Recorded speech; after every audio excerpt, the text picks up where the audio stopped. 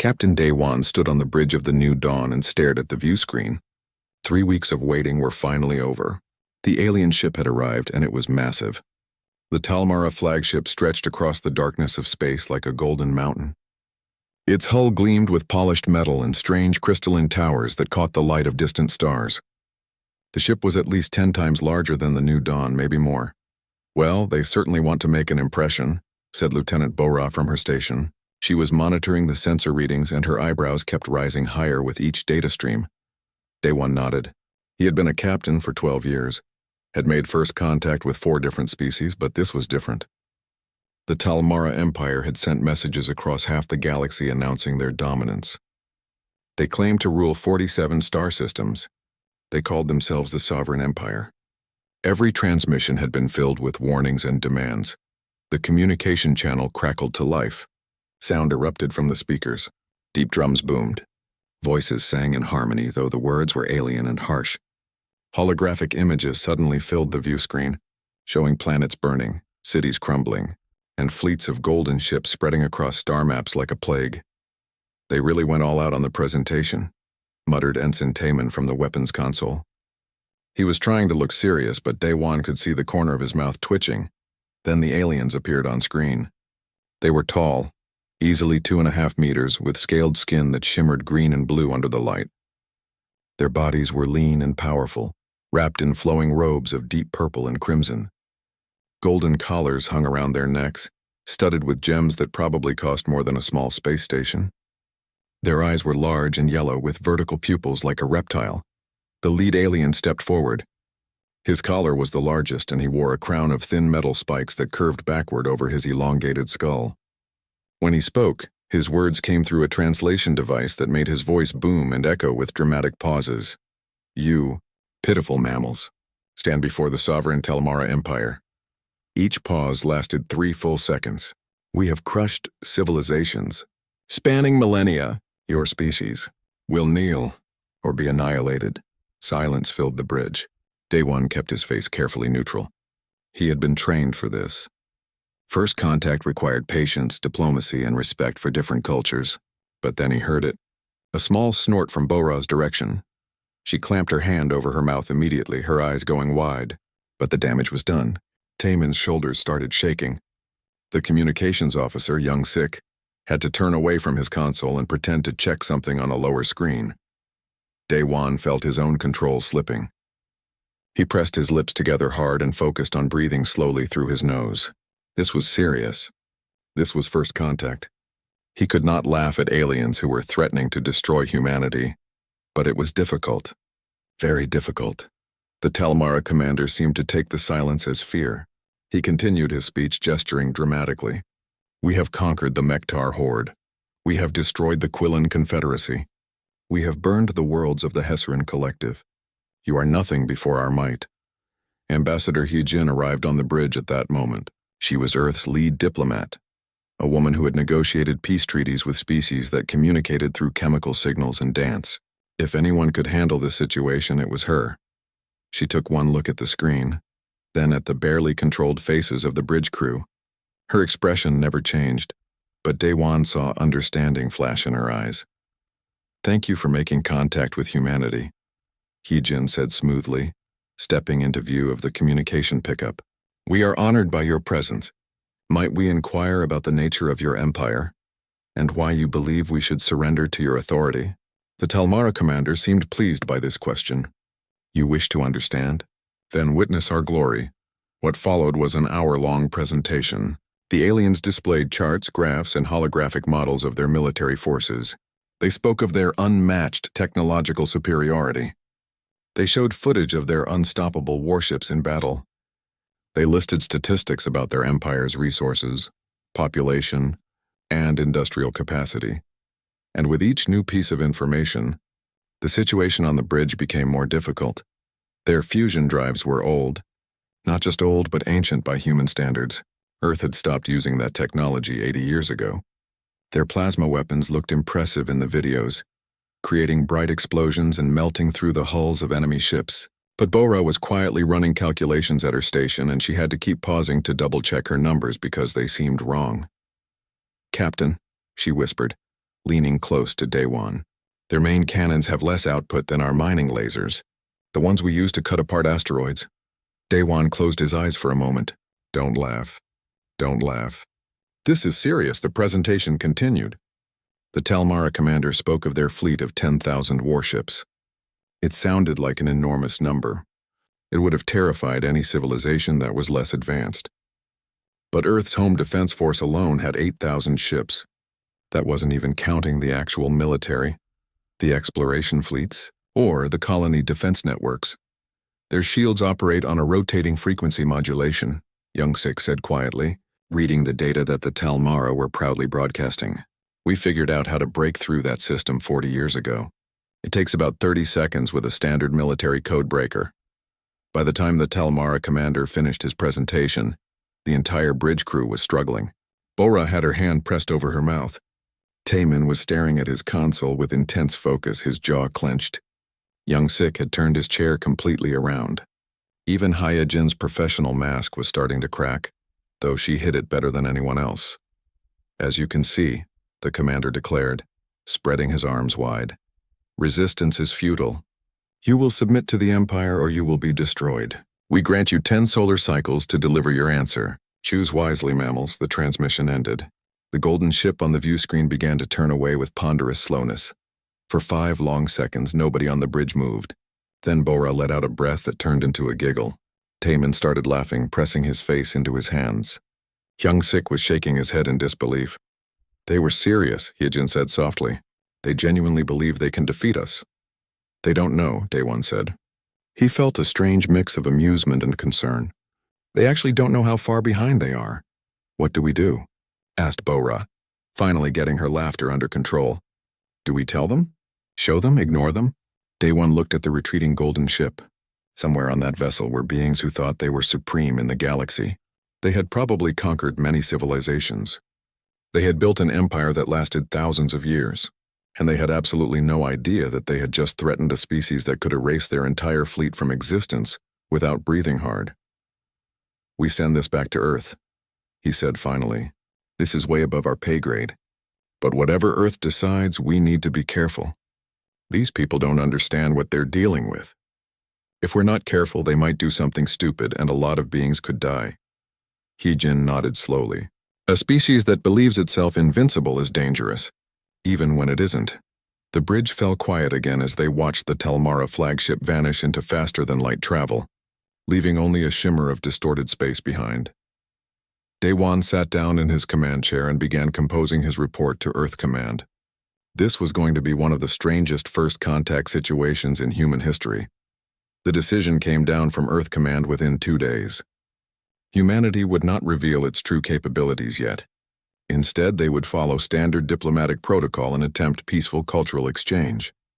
If the Talmara could be shown the truth gradually, perhaps war could be avoided entirely. That was how cultural attaché Taesung and xenobiologist Young Mi found themselves boarding a shuttle to the Talmara homeworld, carrying gifts and greetings from Earth.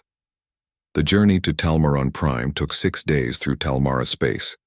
Their escort consisted of 12 Talmara warships, which surrounded the human shuttle in what was clearly meant to be an intimidating formation.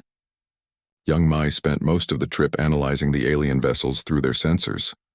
Their hulls are mostly ceremonial plating, she said, shaking her head. There's actual armor underneath, but it's thin. A micrometeorite storm would cause them serious problems. Let's not mention that, Taesung replied. He was reading everything he could find about Talmara culture. The information was limited, mostly taken from their propaganda broadcasts. We're here to make friends, not critique their engineering. When Talmaron Prime appeared on their view screen, both humans had to admit it was beautiful. The planet gleamed like a jewel, its continents covered in sprawling cities of gold and silver. Massive towers stretched toward the sky, connected by bridges that arced through the clouds. Everything was built on a grand scale, designed to inspire awe. They landed in the capital city of Kralmor, named after the current emperor. The spaceport was enormous, easily 5 times larger than anything Earth had built. Thousands of ships filled the landing zones, though Young Mi noticed most of them looked old and worn despite their decorative paint. The Talmara welcoming committee was led by a diplomat named Sharkess. She wore robes even more elaborate than the military commander they had met, with flowing fabric that seemed to change colors as she moved. Her golden collar was encrusted with purple gems. "Welcome to the heart of the Empire," Sharkess said through her translation device. "You are privileged to stand upon the world that rules the galaxy. We hope you are prepared to be amazed." "We're honored to be here," Taesung said with a respectful bow. He had practiced the gesture, making it deep enough to show respect but not so deep as to suggest submission. The tour began immediately. Sharkess led them through the city in a floating vehicle that moved on some kind of magnetic system. It was smooth and quiet, and probably impressive to species that had never developed anti-gravity technology. Young Mi made notes on her datapad and tried not to think about how human children used better hovering technology in their toy vehicles. First, they were taken to the Imperial War Academy. It was a massive complex of training grounds, simulation rooms, and barracks that could house 50,000 soldiers. Talmara troops marched in perfect formation across parade grounds. Their scales gleamed in the sunlight and their ceremonial armor looked magnificent. "These are our elite commandos," Sharkess said proudly, "the finest warriors in the known galaxy. Each one can defeat 100 lesser beings in combat." Taesung and Young Mi watched as the commandos demonstrated their training. They moved through an obstacle course that involved climbing walls, crawling under barriers, and engaging holographic enemies with their weapons. The course was timed, and the fastest soldier completed it in 4 minutes and 18 seconds. Young Mi had to fake a coughing fit. That obstacle course was nearly identical to the one human children completed in basic physical education classes. Most 10-year-olds finished it in under 3 minutes. The weapons demonstration was even worse. The commandos lined up and fired their plasma rifles at targets downrange. The weapons made impressive sounds, bright flashes of blue light, and left smoking holes in the targets. Sharkess explained that each rifle could fire 30 shots before needing to recharge, and that the plasma bolts could penetrate 6 inches of standard armor. Young Mi did some quick calculations. Those rifles had less stopping power than a human police officer's sidearm.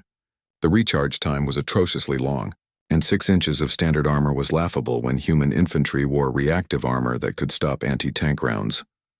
"Impressive," Taesung managed to say. He was getting good at lying through his teeth.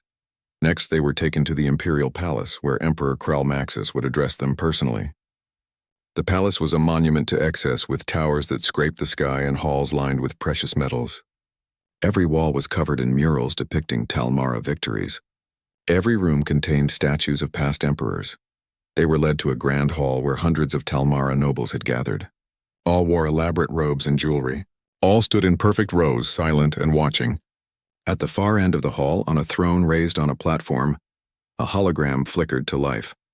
Emperor Kralmaxis appeared as a projection 3 times life-size. He wore a crown of crystal that sparkled with inner light. His robes were pure white, trimmed with gold thread. He looked down at the 2 humans with an expression that might have been meant to be majestic. "Beings of Earth," the Emperor's voice boomed through the hall. "You stand in the presence of the ruler of 47 star systems. I am the heir to 3,000 years of conquest. I am the living embodiment of Talmara superiority." The hologram flickered. For just a moment, the Emperor's image pixelated and distorted before stabilizing again. "You have been brought here to witness our glory," the Emperor continued. "When you return to your primitive world, you will tell your leaders that resistance is futile. You will tell them that the Talmara Empire is eternal. You will tell them to surrender or face complete destruction." The hologram flickered again, more noticeably this time. Taesung had to fake another coughing fit to hide his reaction. The Emperor was using a holographic projector that was at least 50 years behind human technology. It was probably glitching because of interference from all the decorative metal in the room. "We understand, Your Majesty," Taesung said when he had recovered. "Your message will be delivered." The Emperor seemed satisfied. He gave a final proclamation about the inevitable submission of all species, and then his hologram vanished.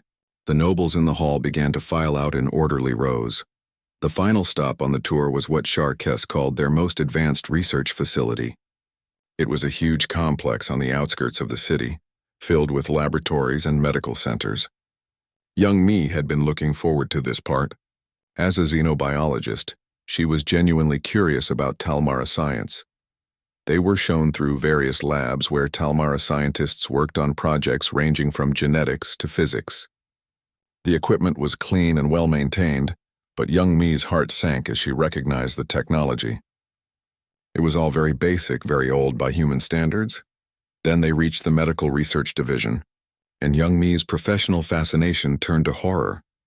The Talmara were demonstrating their most advanced medical treatments. They showed how they treated infections by draining contaminated blood and replacing it with treated blood from donors. They showed how they treated pain by applying pressure to specific points on the body. They showed how they treated fever by cooling the patient with ice baths. These techniques have been perfected over millennia, the lead researcher said proudly. They are the finest medical practices in the galaxy. Young Mi stared. They were using something that looked almost exactly like leeches for the blood draining. They had no concept of antibiotics, no understanding of bacteria or viruses, no knowledge of vaccines or modern pharmaceuticals. Their entire medical system was based on techniques that humans had abandoned hundreds of years ago. This is remarkable, she said carefully. Have you considered that there might be other approaches to treating infections?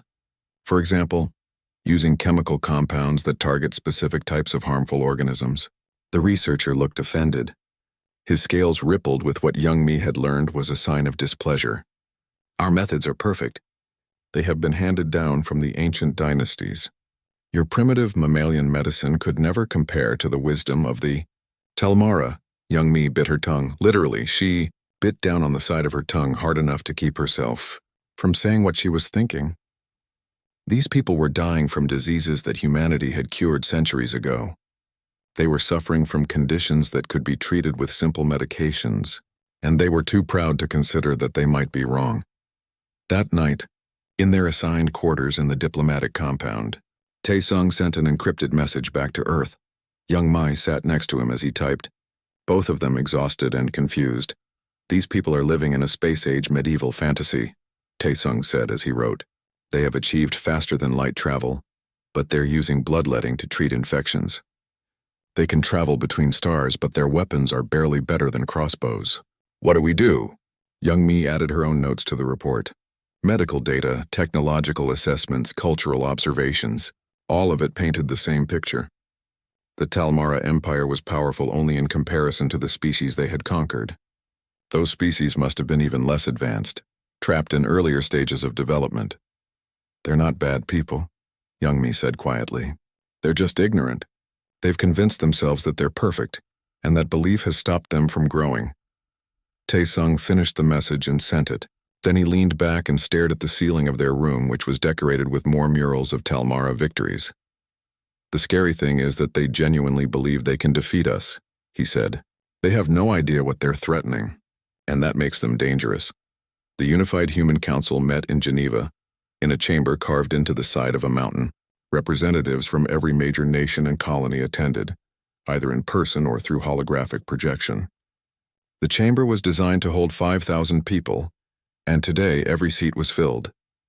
Fleet Admiral Jae-hyun stood at the central podium, reviewing the reports from Taesung and Young Mi. The information had been distributed to all council members 3 days ago.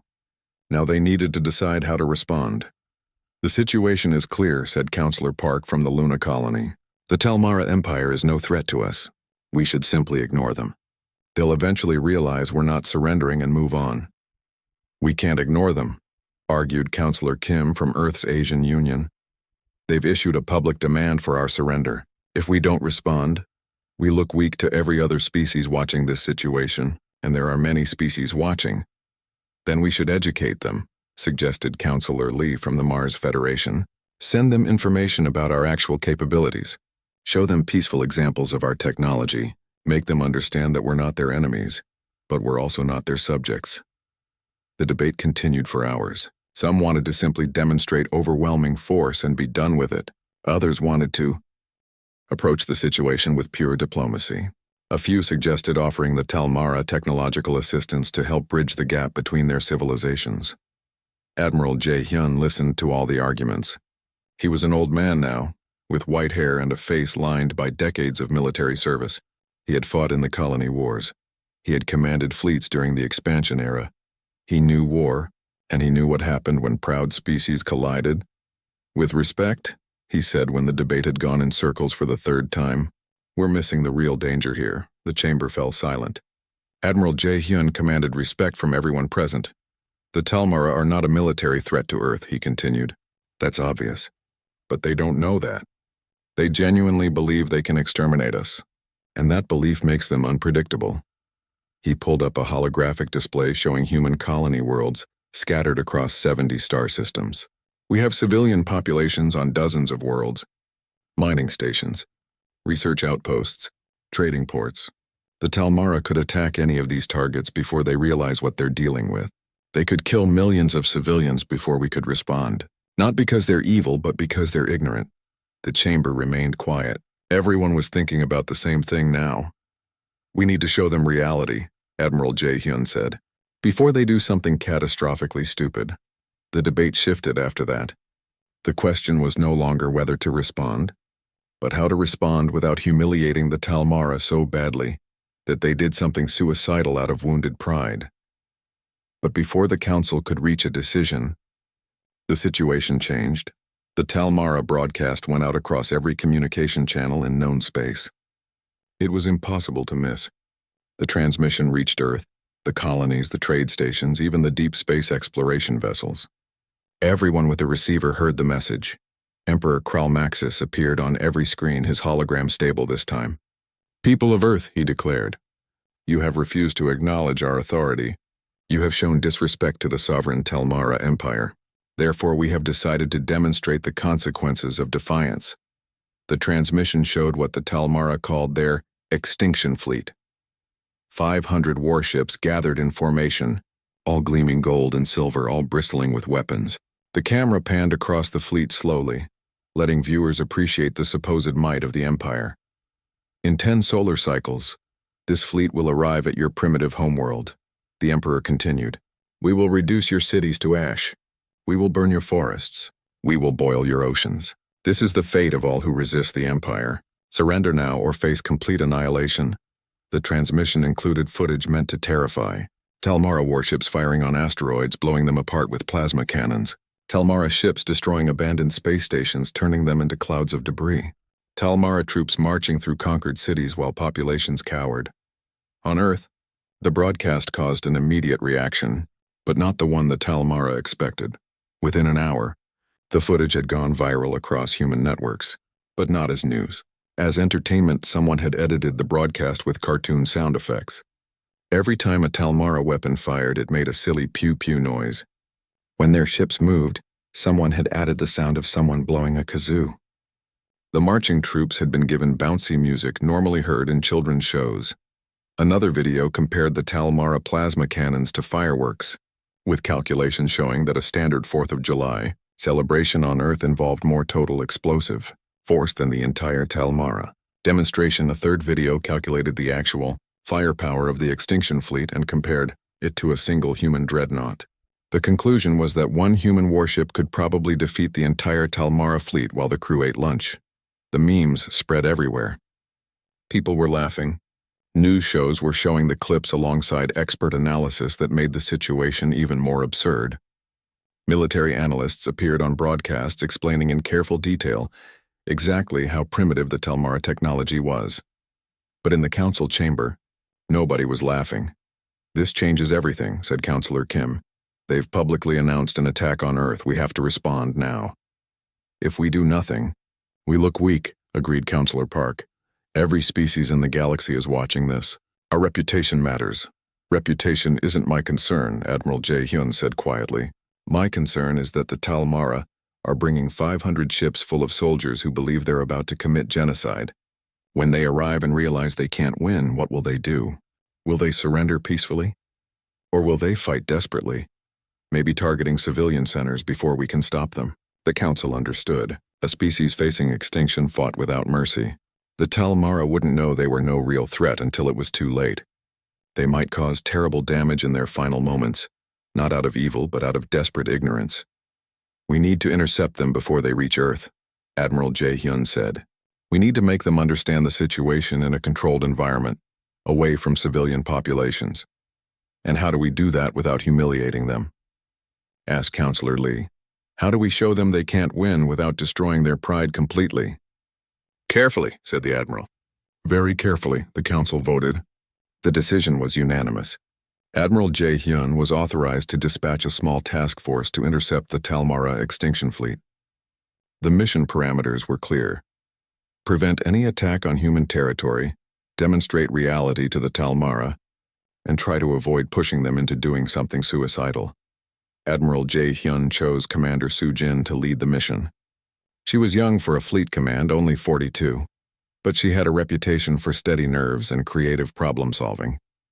She had also completed extensive training in xenopsychology, which would be crucial.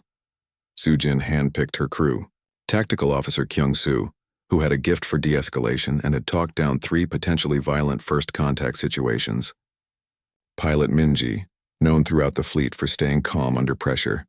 Science Officer Dong-hyun, who could explain complex technical concepts in simple terms. They would take the destroyer Resilient Dawn, a relatively small ship by military standards.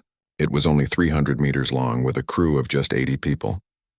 But it was a modern human warship, which meant it had more effective combat power than the entire Talmara extinction fleet. 2 frigates would accompany them as escorts, the Swift Justice and the Gentle Hand. The names had been chosen carefully. Justice and gentleness, that was the balance they needed to achieve. Soo-jin stood on the bridge of the Resilient Dawn as they prepared to depart. Earth hung in the view screen behind them, blue and green and beautiful. Somewhere out there, 500 Talmara ships were accelerating toward this world, fully intending to destroy it. Do you think they'll listen? Asked Minji from the pilot's seat. I don't know, Soo-jin admitted. But we have to try, because if they don't listen, if they actually force us to fight them, it won't be a battle. It'll be a massacre. And I don't want that on my conscience. Even though they're coming here to commit genocide? Kyung-soo asked. They don't know what genocide really means, Soo-jin said quietly. They think it means what they did to species at their technology level. They have no idea what we could do to them if we wanted to. That ignorance doesn't make them evil, just dangerous. The Resilient Dawn and her escorts broke orbit and jumped to faster-than-light travel. Their destination was a neutral system halfway between Earth and Talmara space. According to intelligence reports, the extinction fleet would pass through there in 5 days. Soo-jin spent those 5 days preparing. She studied everything humanity knew about Talmara psychology. She practiced speeches. She ran simulations with Kyung-soo, trying to predict how the aliens might react to different approaches. On the 5th day, they dropped out of FTL travel and waited. The system was empty except for a yellow star and 7 dead planets. No colonies, no stations, no reason for anyone to be here. It was perfect for what they needed to do. Contact in 3 hours, reported Dong-hyun from sensors. 512 Talmara vessels moving in formation. They're broadcasting military hymns and transmitting threats. Soo-jin took a deep breath. All right, let's see if we can end this without anyone dying. The Talmara extinction fleet emerged from faster-than-light travel in perfect formation. 512 ships arranged themselves in a pattern that looked like a massive flower opening across space. Each vessel gleamed gold and silver in the light of the system's star. War drums echoed across every communication channel. Mixed with chanting voices and the harsh sounds of what humans had learned, were Talmara victory hymns. On the bridge of the Resilient Dawn, Commander Soo-jin watched the display with a mixture of admiration and sadness. The formation was beautiful. The coordination was impressive. These were skilled spacers who had trained for this moment. They believed they were about to conduct a righteous, military action against a defiant species. They had no idea they were about to have their entire understanding of reality shattered. They've detected us, reported Dong-hyun from the science station. All 500 ships are turning weapons in our direction. Just the 3 of us against their entire fleet, Minji said from the pilot's seat. They probably think we're insane. Or desperate, added Kyung-soo, which might make them overconfident. That could work in our favor. A transmission came through. High Commander Veltros appeared on screen, the same Talmara officer who had first made contact with the New Dawn. He looked even more decorated now, with additional golden chains across his chest and new gems on his collar. Behind him, the bridge of his flagship bustled with activity. Humans, Veltros said, his translator making his voice boom with authority. You dare to stand before the extinction fleet with only 3 vessels. This is either supreme courage or supreme foolishness. Which is it? Neither, Commander, Sujin replied calmly. We're here to talk. We believe there has been a serious misunderstanding between our peoples. Veltros's scales rippled, which Sujin had learned indicated amusement. A misunderstanding? We understand perfectly. Your species has refused to submit to the Empire. Therefore you will be eliminated. This is simple. This is the way of the galaxy. That's the misunderstanding I'm referring to, Sujin said. She kept her voice steady and non-threatening. Commander, we don't wish to fight you. We believe there's been a fundamental miscalculation about humanity's capabilities. Miscalculation? Veltros leaned forward. You claim we have underestimated you? Look at your pathetic defense. 3 small ships against 500 warships of the Empire. You have already lost. With respect, Commander, I'd like to show you something before this goes any further. May I transmit a data package to your ship? Veltros made a gesture that seemed dismissive. Transmit what you wish. It will not change your fate. Sujin nodded to Kyungsu, who sent the prepared files. The package contained detailed technical specifications of human military technology, power generation capacities, weapon yields, shield strength, propulsion speeds, manufacturing capabilities. Everything laid out in clear, simple terms with no exaggeration. There was a long silence. Sujin imagined Veltros and his officers reviewing the data, comparing it to their own systems. She could almost feel the moment when understanding began to dawn. When Veltros spoke again, his voice had lost some of its dramatic reverb. These numbers are clearly fabricated. No species could generate such power outputs. These energy levels would require technology that violates fundamental physical laws. Nothing in that data violates physical laws, Donghyun interjected. Commander, our species has been unified for over 200 years. We've been expanding into space for 300 years. We have colonies in 70 star systems. Our total industrial capacity includes thousands of shipyards, millions of factories, and access to resources from hundreds of different worlds. Impossible, Veltros said. But there was uncertainty in his voice now. We have conquered for 3,000 years. We would have heard of such a civilization. You conquered in your region of space, Sujin said gently. Commander, the galaxy is vast. There are many civilizations you've never encountered. We are simply one of them, and we're trying to prevent a tragic mistake. There is no mistake. Veltros's voice rose, the dramatic effects returning. We have witnessed your weakness. We have seen your primitive cities. We know you have no significant military force. You are attempting to deceive us with false data. Sujin had expected this. She had discussed it with Kyungsu during their preparation. The Talmara couldn't accept the truth based on data alone. Their entire worldview was built on the belief in their superiority. Data could be dismissed as lies or mistakes. They needed to see proof. She had hoped to avoid this, but there was no other way. Commander, Sujin said quietly, I'm going to demonstrate that our data is accurate. I'm going to do this in a way that will not harm anyone on your ships, but you need to see the truth before this fleet continues toward Earth. Demonstrate? Veltros sounded confused now, the aggression fading into uncertainty. What do you mean? Kyungsu, scan this system. Find me an uninhabited celestial body, something with no strategic value and no possibility of anyone being on it. There's a small rocky moon orbiting the 7th planet, Kyungsu reported. Completely dead. No atmosphere, no water, no resources worth mining. It's about 800 kilometers in diameter. Perfect. Mark it as a target. Donghyun, calculate distance. 10 million kilometers from our current position, Commander. Sujin took a deep breath. Prepare main railgun. Single round. 20% power. 20%, Commander? Minji asked. Are you sure? Even that will be, I know. But they need to see. They need to understand what they're really facing. The weapons officer input the commands. The railgun was one of humanity's simpler weapons, using magnetic acceleration to fire solid projectiles at relativistic speeds. It was old technology, proven and reliable, and at 20% power it would use less energy than the ship's reactor generated in 5 seconds. Commander Veltros, Sujin said, making sure the Talmara officer was watching. That moon orbiting the 7th planet. We're going to remove it. Watch your sensors. Remove it? What are you? The resilient Dawn fired. The projectile was a simple cylinder of tungsten. 30 centimeters long and 10 centimeters wide. It weighed 50 kilograms. When the railgun fired, it accelerated the projectile to 12% the speed of light. The entire process took less than a second. The tungsten round crossed 10 million kilometers in 8 seconds. The moon didn't explode. Explosions happened when objects broke apart rapidly, but still had time to expand, creating the distinctive fireball seen in movies and demonstrations. This wasn't that. The moon simply ceased to exist. One moment it was there, a small gray sphere orbiting peacefully.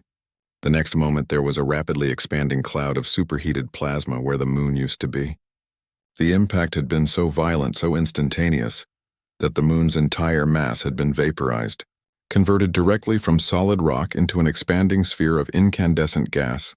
On the bridge of the resilient dawn, nobody spoke. Sujin watched the sensors, watched the plasma cloud continue to expand and cool. She felt sick.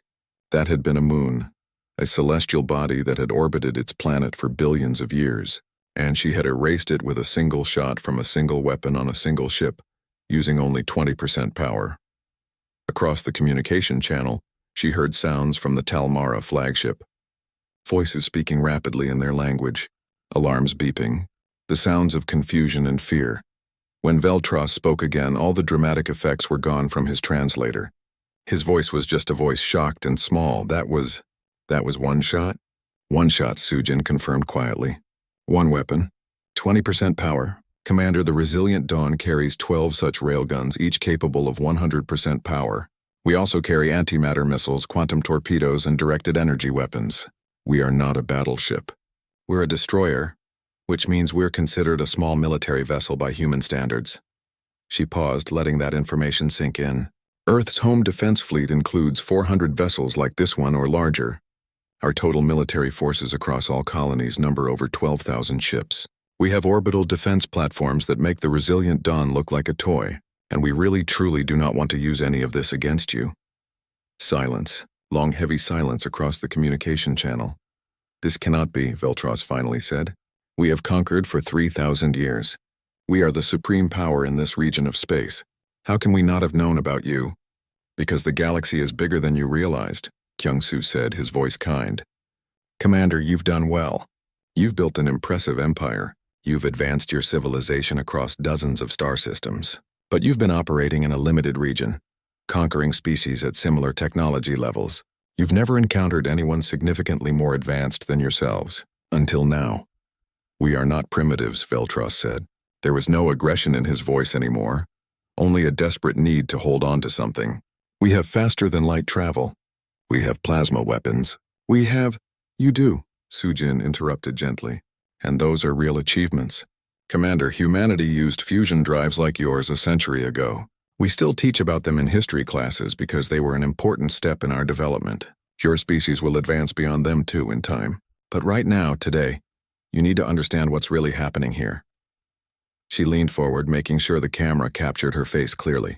You're threatening to destroy Earth, to kill billions of human beings. You believe you can do this because you've conquered other species before. But Commander, if this fleet continues toward Earth, you won't be conducting a military action. You'll be committing suicide. Every single one of your 500 ships will be destroyed before you reach our solar system. Your crews will die. And for what? Because your empire was too proud to admit there was something it didn't know? The silence stretched on. Sujin waited. She had shown them the truth. She had demonstrated the reality of human capabilities in the most undeniable way possible. Now she had to hope that Veltros was intelligent enough to accept what he had seen. Finally, Veltros spoke. You could have destroyed my fleet already. Just now, while we have been talking. You could have eliminated all of us before we even knew we were under attack. Yes, Sujin said simply. We could have. Then why didn't you? Because we don't want to kill anyone, Commander. Because destroying you would be easy. But living with that decision would be hard. Because we'd rather have you as friends, or at least as neutral parties, than as corpses floating in space. She saw Veltros's scales ripple, saw his large yellow eyes blink slowly. I need to speak with my officers. With the fleet commanders. With the Emperor. I need time to process this. Take all the time you need, Sujin said. We'll be right here. And Commander, thank you for listening.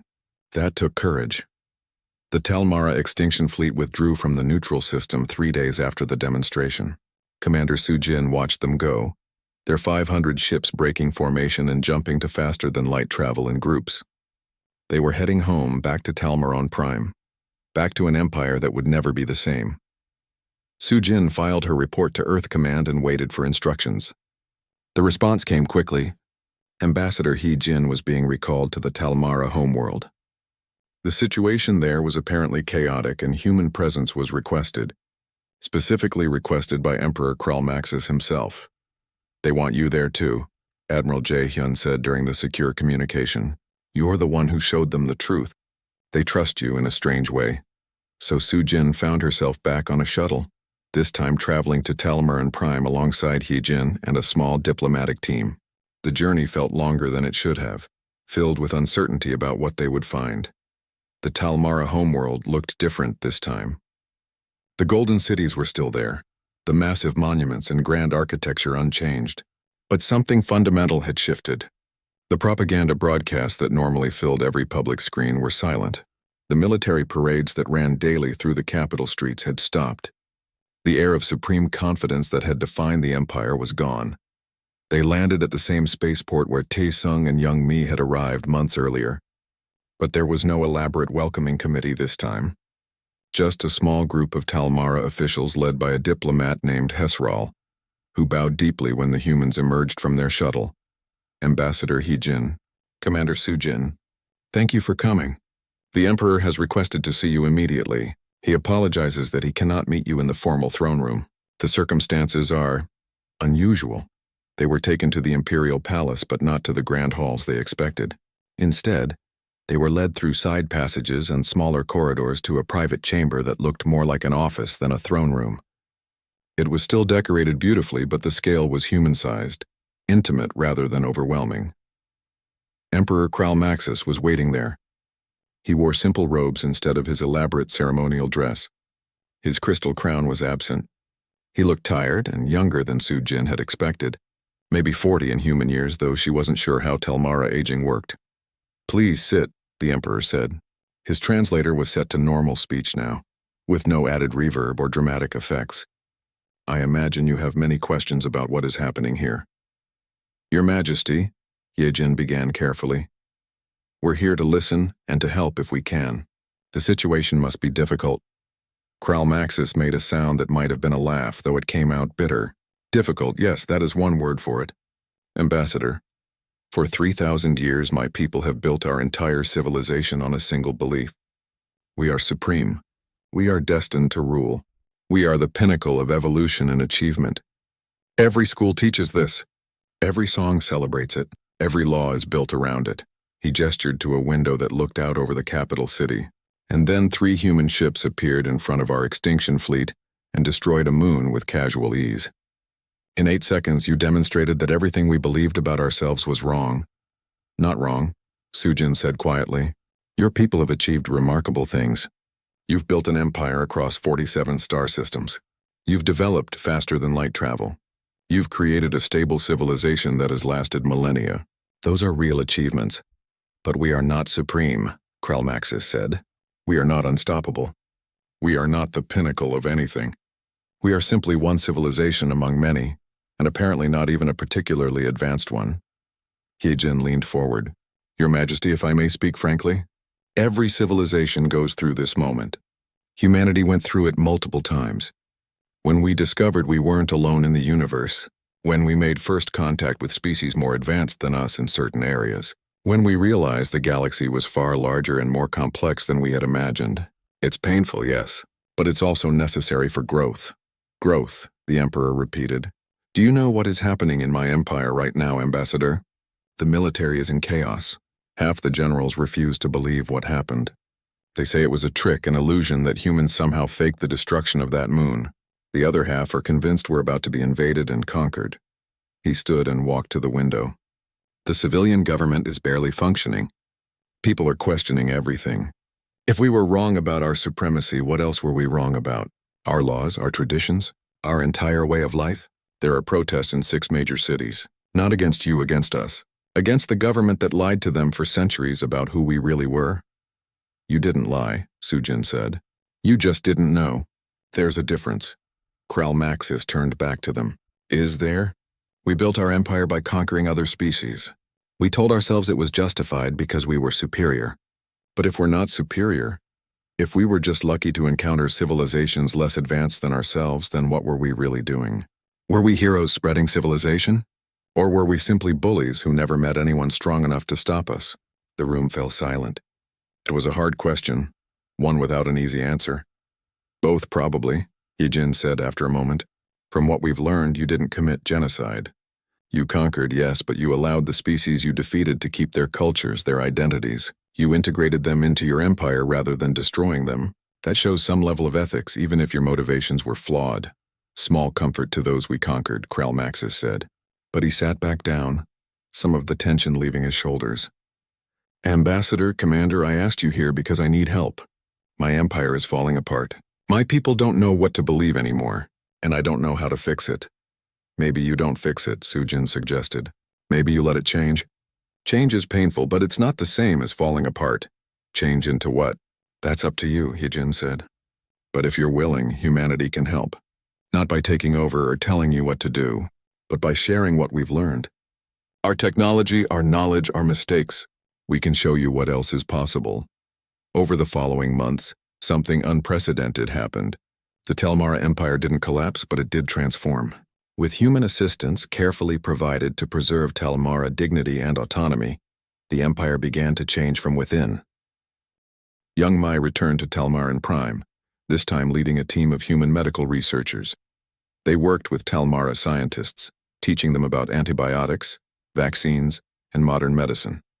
The Telmara researchers were brilliant once they had the foundational knowledge. Within weeks, they were adapting human medical technology to work with Telmara biology. Within months, diseases that had plagued the empire for centuries were being cured. Tai Sung came back too, along with other cultural experts.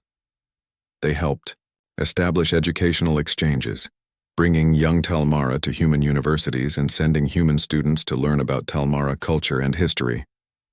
The goal wasn't to make the Telmara more human, but to help them grow in their own direction. Human engineers worked with Telmara shipbuilders, not replacing their designs but enhancing them. The Telmara had a different aesthetic sense, preferring curves and organic shapes where humans used angles and straight lines. The resulting hybrid designs were beautiful, combining human efficiency with Telmara artistry.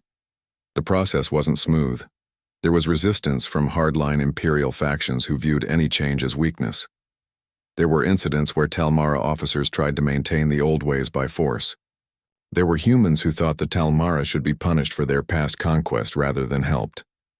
But slowly, painfully, the relationship evolved. The biggest change came in how the Telmara saw themselves. The propaganda about supremacy stopped. The schools began teaching a different history, one that acknowledged both achievements and mistakes.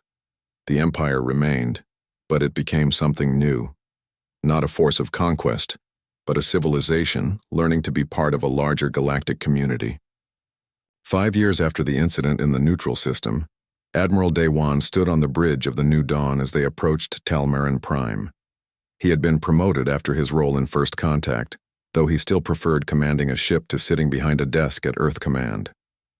The Telmara fleet that met them was transformed. Their ships still had the distinctive golden hulls and elegant curves, but now they incorporated human technology. Improved engines, stronger shields, more efficient power systems. They weren't equal to human military capability, but they were no longer a joke. Quite a change from the first time we met them, Lieutenant Bora said from her station. She had been promoted too, now serving as Daiwan's first officer. People can change, Daiwan said. Species can change. It just takes the right push and the willingness to accept hard truths. High Commander Veltros appeared on the communication screen. He looked older, more weathered, but there was a steadiness to him that hadn't been there before. Admiral Dewan, welcome back to Telmaran Prime. We're honored by your visit. Commander Veltros, thank you for the welcome. I see your fleet has been upgraded. Yes, though we're still learning. Your instructors have been very patient with us. He paused. Admiral, do you remember our first meeting? When my people threatened to destroy yours? I remember. I have thought about that moment many times. How you must have wanted to laugh at us. How ridiculous we must have seemed, threatening a civilization so far beyond our understanding. Daewon shook his head. We didn't laugh at you, Commander. Well, we laughed a little at first, but only because the situation was absurd. Once we understood what was really happening, there was nothing funny about it. You were brave and proud and ignorant, and that combination is always dangerous, but you listened when it mattered. You accepted a hard truth instead of fighting to defend a comfortable lie. That took real courage. Veltros's scales rippled in what Daewon had learned was the Talmara equivalent of a smile. Perhaps. Or perhaps we simply had no choice, but I prefer to think it was courage. The joint military exercise proceeded smoothly. Human and Talmara ships maneuvered together, testing communication protocols and coordination. It wasn't perfect.